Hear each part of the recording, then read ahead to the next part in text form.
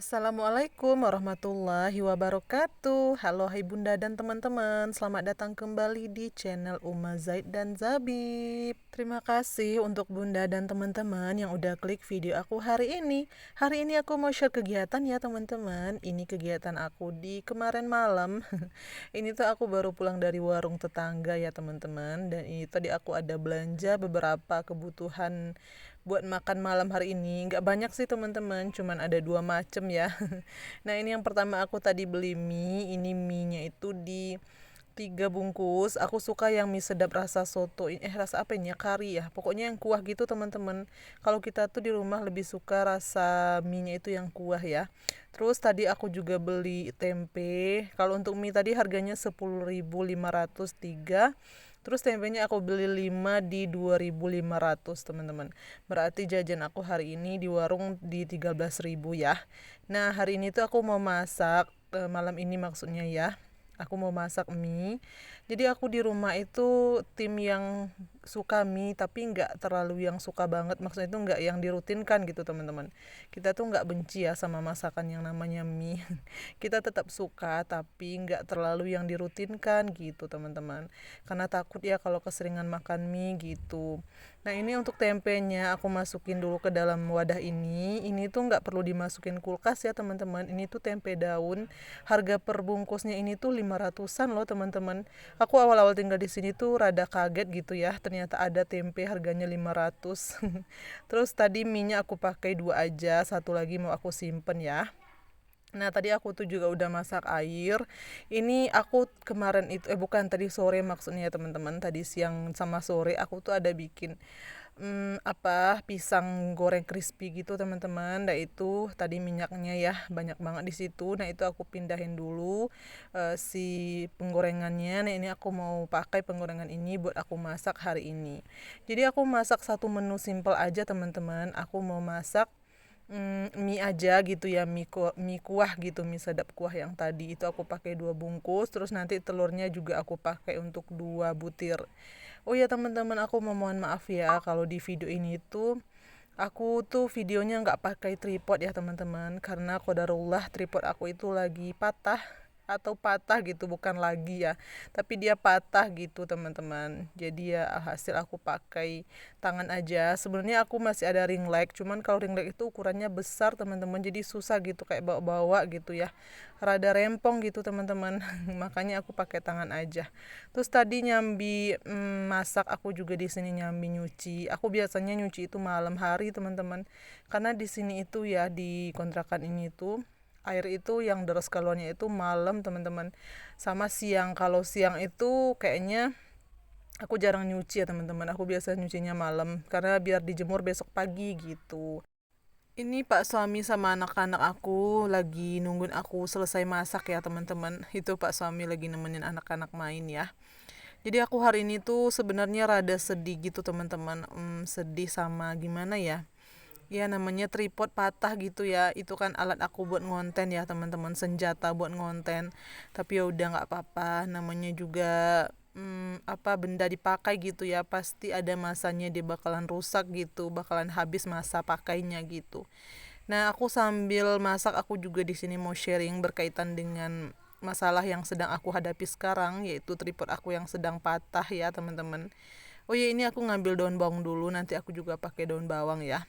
Oke, kita kembali ke topik ya. Jadi gimana caranya supaya kita tetap tenang saat kita menghadapi masalah, terutama seperti yang sedang aku rasakan sekarang ya teman-teman. Namanya hidup pasti nggak lepas dari yang namanya masalah kan teman-teman. Dan ada beberapa hal yang perlu kita lakukan ketika kita mendapat masalah nih teman-teman. Jadi sikap tenang dalam menghadapi masalah itu sangat penting loh teman-teman, karena bisa membantu pikiran kita supaya tetap jernih dan mencegah kepanikan. Jadi waktu dapat masalah tenang dulu ya teman-teman, jangan langsung tantrum apalagi langsung panik gitu ya. Jadi tenang dulu, ditenangin dulu hatinya gitu teman-teman. Nah, jadi ada beberapa cara yang bisa kita lakukan untuk bersikap tenang ketika kita menghadapi masalah. Nah, yang pertama kita perlu berpikir logis nih teman-teman. Karena ketika kita mendapat masalah, sebaiknya kita hindari emosi yang berlebihan dan fokus pada pemikiran yang rasional ya teman-teman.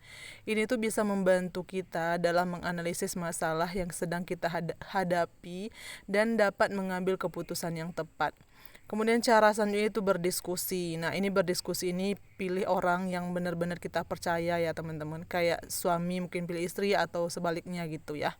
Jadi dari diskusi itu mungkin nanti akan ada solusi yang disarankan gitu ya dari orang yang kita ajak diskusi. Kemudian yang ketiga, kita fokus pada solusi teman-teman ya. Jadi ketika kita menghadapi masalah, jangan terjebak pada masalah itu sendiri. Jadi kita fokus gitu pada langkah-langkah yang dapat diambil untuk menyelesaikannya. Jadi jangan fokus ke masalahnya, tapi kita lebih fokus ke solusinya teman-teman. Supaya apa? Kalau kita sudah berfokus pada solusi, maka kita akan lebih mudah menentukan sikap yang harus kita ambil. Nah, poin yang keempat ini berpikir positif. Teman-teman, ketika kita menghadapi masalah itu kan rasanya mumet banget gitu ya. Jadi ketika dapat masalah, kita coba berpikir tenang, berpikir positif. Mungkin dari awalnya kita berpikir negatif, nah kita kembali lagi itu ke positif. Kenapa ya seperti ini? Oh, mungkin karena begini. Nah, begitu teman-teman. Jadi kalau kita udah bersikap positif, itu bisa membuat kita lebih rileks dan fokus pada penyelesaian masalah. Terus tips yang kelima ini lebih ke teknisnya teman-teman. Coba tarik napasnya dalam-dalam. Nah, setelah itu istighfar teman-teman. Kalau kita umat muslim, ketika kita menghadapi masalah, perbanyak istighfar ya.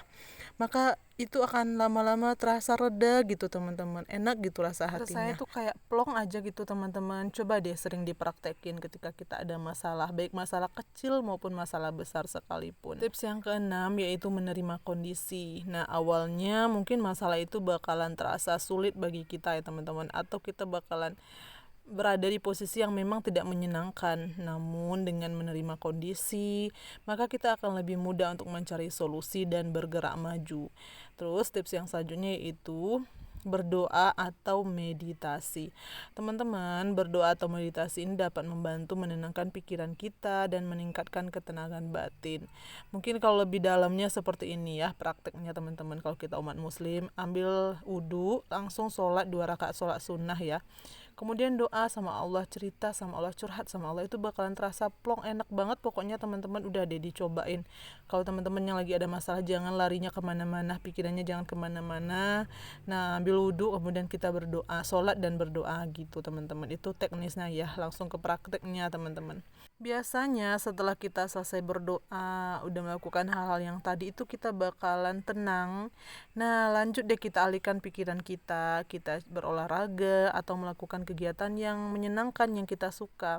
Kalau teman-teman suka berkebun, mungkin bisa berkebun, atau teman-teman yang suka healing gitu, jalan-jalan, mungkin bisa sejenak keluar rumah gitu ya, jalan-jalan sebentar. Nah, dapat mengurangi stres dan meningkatkan mood kita kembali itu teman-teman biasanya ya. Dengan cara begitu gitu. Nah, cara yang terakhir yaitu bersikap sabar. Ternyata sabar itu cara terakhir teman-teman. Ketika kita menghadapi masalah, maka kita butuh sabar dan jangan menyerah dalam mencari solusi. Semoga dengan tips aku tadi dapat bermanfaat ya teman-teman. Dalam menghadapi masalah kita tetap tenang. Nah, ini dia tripod aku yang membuat aku galau teman-teman. Yang membuat aku sedih gitu ya, tripod aku yang lagi patah, tapi nggak apa-apa. Mungkin memang sudah waktunya tripodnya patah, dan mungkin nanti aku bakalan Allah kasih nih tripod yang lebih bagus lagi daripada ini. Amin, doain ya teman-teman. Itu harganya kemarin aku beli di 70 ribuan teman-teman. Semoga nanti aku bisa beli yang harganya lebih mahal, jadi bisa lebih tahan lama ya teman-teman. Amin. Jadi karena tripod aku lagi patah, jadi solusi yang aku pakai sekarang, aku gunakan ring light dulu ya teman-teman. Ini tuh aku pakai ring light ya, ring light yang buat aku biasa bikin konten gitu teman-teman, bikin konten di Shopee ya teman-teman, karena itu kan ada lampunya gitu, ada LED-nya. Jadi aku pakai ini dulu. Nah, alhamdulillah masih ada ini, jadi masih bisa tetap ngonten.